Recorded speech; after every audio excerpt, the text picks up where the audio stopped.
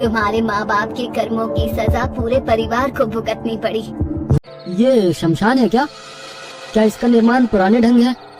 दादा, क्या हम शमशान में रह रहे हैं? नहीं राजा, हम शमशान में नहीं रहते। शमशान दूर है, देखो यहाँ से 100 फीट की दूरी पर है।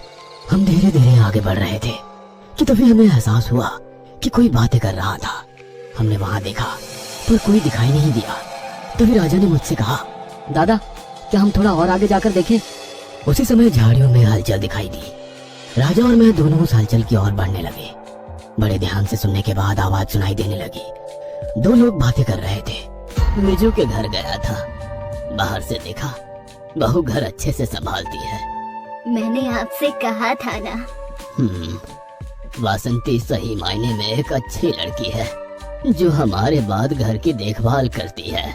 प्रभा अभी भी नहीं बदली, वो अभी भी बुरी चीजों की लत में है। मालती एक ऐसी लड़की है जो अपने गांव का और परिवार का सम्मान बढ़ाती है। मैं जानती थी, इसलिए मैंने खेत उसके नाम पर कर दिया। 2 लोग बात चुप कर बे कुत्ते कर रहे थे। वे पति पत्नी थे। पत्नी अपने पति को बहू के बारे में बता रही थी और उसका नाम गांवकर था। हमने अनुमान लगाया पर हमें अभी भी कोई दिखाई नहीं दे रहा था, लेकिन उनकी बातचीत साफ साफ सुनाई दे रही थी। कुछ दूर चलने के बाद हम दोनों एक चट्टान पर बैठ गए। बातचीत बहुत रोचक हो रही थी। राजा ने कहा, शमशान जैसी जगह में बूढ़े पति पत्नी इतनी देर रात में इस घने अंधेरे में क्यों आए हैं? उसी समय मेरे मन में एक विचार आया। हम उन लोगों को देख नहीं सकते लेकिन उन्हें सुन सकते हैं। क्या ये असली लोग हैं या फिर कुछ और शक्ति है? वहीं दूसरी ओर झाड़ी में 2 व्यक्ति एक डंडे पर बैठे दिखाई दे रहे थे। राजा और मैंने दोनों ने पीछे मुड़कर देखा और वो गायब हो गए। हम दोनों उस जगह पर पहुंचे। वहाँ आसपास 2 कब्रें थी। मैंने टॉर्च की रोशनी में देखा उस कब्र पर कुछ कुरेदा हुआ था। नाना साहेब राजवीर गांवकर, जन्म 1940 से मृत्यु 7/5/1995। उसके बगल में एक और कब्र थी जिस पर एक नाम लिखा था, सुनीता नाना साहेब गांवकर, जन्म 1950, मृत्यु 7/5/1995। तारीख देखी और हम दोनों हैरान रह गए क्योंकि बात करने वाले दोनों पति पत्नी का नाम गांवकर था। यह हमने सुना था। मुझे लगा कि मैंने ये नाम कुछ समय पहले सुना है। राजा बोला, यानी यहाँ जो बात कर रहे थे वे दोनों भूत थे? दोनों की मौत एक ही दिन हुई थी, ये उस पर लिखा तारीख से पता चला था। दादा, हमें चुपचाप यहाँ से चले जाना चाहिए। ये एक शमशान है। हमें अभी यहाँ से निकल जाना चाहिए। चल चल चल चल चल। काफी देर तक चलने के बाद हमें लगा कि दूरी बीत रही थी, लेकिन एक निश्चित दूरी के बाद कब्रें दिखाई दे रही थी। मैंने पीछे मुड़कर देखा, लेकिन अब नजारा डरावना था। एक बूढ़ी औरत और एक बूढ़ा दोनों कब्र पर बैठे दिखाई देने लगे। मैंने राजा से कहा, जल्दी करो, पीछे 2 लोग हैं, हम शायद छलावा में फंस गए हैं। राजा और मैं दोनों घास के रास्ते अपने घर की ओर अपना रास्ता बनाकर निकल रहे थे। जब घास खत्म हो जाती तो कब्रें फिर से दिखाई देती और पीछे मुड़कर देखता तो 2 बूढ़े कब्रों पर बैठे दिखाई देते थे। 1 घंटे तक ये खेल चलता रहा। अंत में हम दोनों थक गए और एक पेड़ के पीछे छिप गए। वहीं हमने बाकी 2-3 कब्रों को थोड़ा हिलते हुए देखा। वो भी बोल रही थी, अगर आपने माँ और पिताजी की बात सुनी होती तो ऐसा नहीं होता। माँ और पिताजी की वजह से ही हमारी जान गई है, ये भूल मत मालती। इस बातचीत को सुनने के बाद मुझे एहसास हुआ कि ये इस गांवकर परिवार का बेटा और बहू है, लेकिन कब्र की बात करना मन को रास नहीं आई। राजा इतना डरा हुआ था कि उसे समझ नहीं आ रहा था कि क्या करे। वह कानों में उंगलियां डालकर बैठा और कहा, मुझे कुछ सुनना नहीं है। दादा, भूत हर जगह है और हम वही कर रहे हैं। इस शमशान से निकलने के लिए कुछ तो करो। हम अजीब चक्र में फंस गए हैं, इसे छलावा कहते हैं। इस समय को बीत जाने दो, फिर मौका मिलते ही हम यहाँ से निकलेंगे। 2 घंटे बीत चुके थे। हम कितना भी चले, हम उस कब्र के पास से पहुंच जाते थे। हमने मालती और उसके पति और उसकी सास की बातचीत सुनी थी। ये सोचकर कि समय समाप्त हो गया होगा, मैं चलने लगा।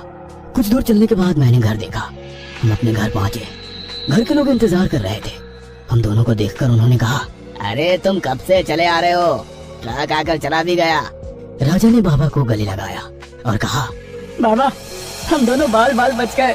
हम दूर शौच को चले गए थे, वहाँ बहुत सारी कब्रें हैं। हम एक शमशान में रह रहे हैं। हमने उस जगह पर कई कब्रें देखी, वे आपस में बातें कर रही थी। हमने वहाँ से निकलने की कितनी कोशिश की, फिर भी हम घूम फिर के वापस वहीं पहुँच रहे थे। हमें वहाँ बोलने वाली कब्रें दिखी। अरे देर रात को ऐसी अनजान जगह नहीं जाना चाहिए, पर तुम लोग कहाँ मानते हो। चलो अब अंदर चलो। घड़ी में 1 बज रहे थे। हमारे साथ साथ तनु और रानी बहुत डरी हुई थी। हम सब एक साथ ही सो गए।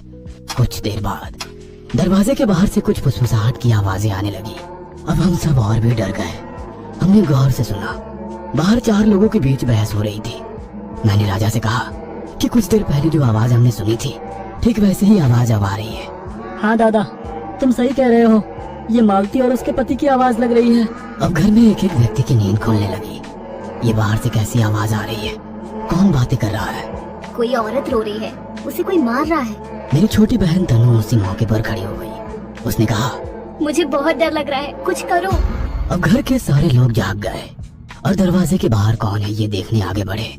पिताजी ने दरवाजा खोला और बाहर का नजारा देख उनके पैरों तले जमीन ही खिसक गई। मैंने अपने पिताजी को देखने के लिए बाहर देखा और मैं भी डर गया। बाहर आंगन में 4 कब्रें दिखाई दे रही थी। चारों कब्रें आपस में चर्चा कर रही थी। वो यहाँ कैसे आई और क्यों, कुछ समझ में नहीं आ रहा था। घर पर हम सब बहुत डरे हुए थे।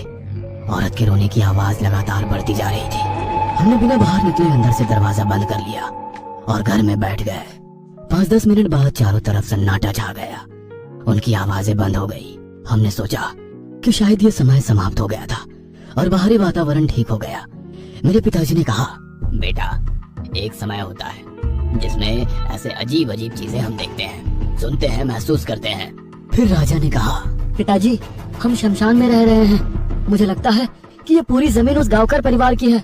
दादा, उस वीरान जगह जहाँ हम शौच कर रहे थे, वहाँ चारों लोग जमीन और मकान की बात कर रहे थे। हाँ, आप सही कह रहे हैं। हमने यहाँ रहकर बहुत बड़ी गलती की है। हमें यहाँ से जाना होगा। मुझे लगता है कि बिल्डर द्वारा दी गई ये जगह एक शमशान होगी और ये बिल्डिंग इस परिवार की जमीन पर बनी है, इसीलिए वे यहाँ आए होंगे। आधे घंटे के बाद हमने बाहर देखा और जो दृश्य हमने देखा वो बहुत ही भयानक था।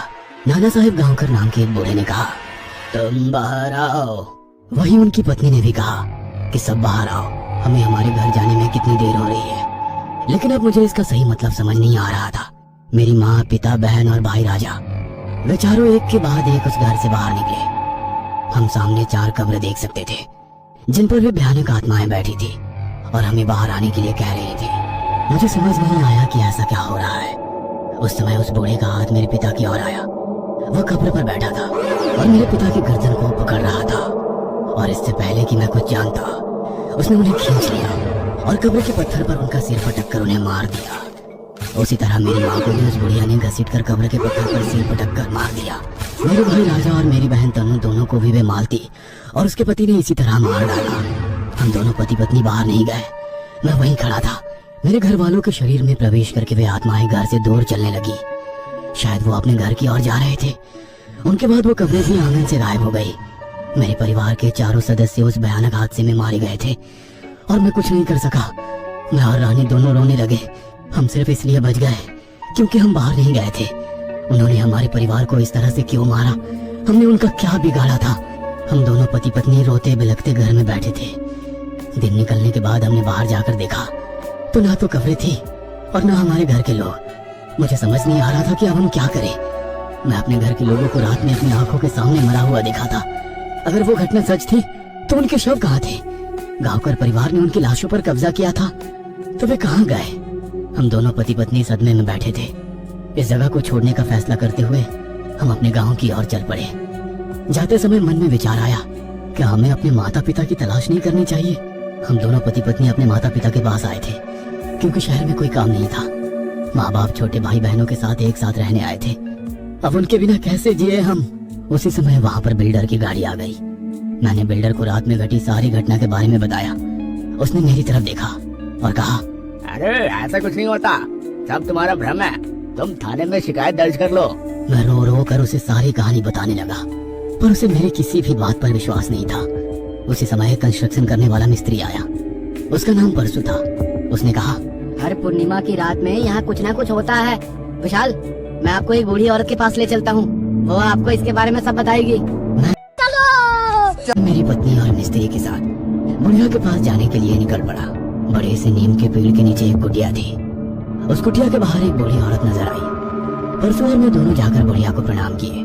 बुढ़िया ने मेरे चेहरे की ओर देखा और कहा, तुम बच गए बेटा, तुम्हारा समय नहीं आया था अभी। तुम्हारे माँ बाप के कर्मों की सजा पूरे परिवार को भुगतनी पड़ी। मुझे समझ में नहीं आया कि बुढ़िया ऐसा क्यों बोल रही थी। मैंने बुढ़िया से पूछा कि वास्तव में तुम्हारा मतलब क्या है। बुढ़िया कहने लगी, तुम्हारा बाप नामदेव और तुम्हारी माँ सखूबाई वो एक साहूकार के यहाँ काम करते थे। साहूकार के घर में बार बार वाद विवाद होते रहते थे। तुम्हारे माँ बाप उनके झगड़े सुनते रहते थे। घर में 2 बहुएं थी और 2 बूढ़े पति पत्नी, ऐसे कुछ 6 लोग रहते थे। एक लड़का और उसकी पत्नी खेत बेचकर शहर जाके इस पुराने घर को तोड़कर बड़ी बिल्डिंग बांधकर इसे भाड़े पर देने का सोच रहे थे, पर दूसरा लड़का और उसकी पत्नी यहीं रहना चाहते थे। एक दिन तुम्हारे माँ बाप ने पैसे के लालच में आकर उनके खाने में जहर मिलाया और पूरे परिवार को मौत की नींद सुला दिया और पूरे परिवार ने आत्महत्या की ऐसी झूठी खबर पूरे गांव में फैला दी। तुम्हारे बाप ने साहूकार नाना साहेब गांवकर का सारा पैसा, गहने, सोना, चांदी सब अपने घर में छुपाया। तुम्हारे भाई बहन को सब पता था, उन्होंने भी उसका पैसे का उपभोग किया।